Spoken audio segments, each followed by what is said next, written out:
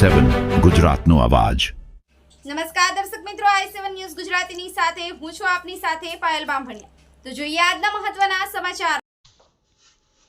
ફતેપુરા લોકસભાની ચૂંટણીમાં રોકેલ વાહનોનું ભાડું નહીં ચૂકવતા મામલતદાર કચેરીએ વાહન માલિકો સાથે રહી અને આમ આદમી પાર્ટી દ્વારા મામલતદારને આવેદનપત્ર આપવામાં આવ્યું। દાહોદ લોકસભાની ચૂંટણીની કામગીરીમાં લીધેલા ખાનગી વાહન માલિકોનું ભાડું ચૂકવવામાં નહીં આવતા વાહન માલિકો સાથે આમ આદમી પાર્ટીએ ફતેપુરા મામલતદાર કચેરીએ કરી રજૂઆત।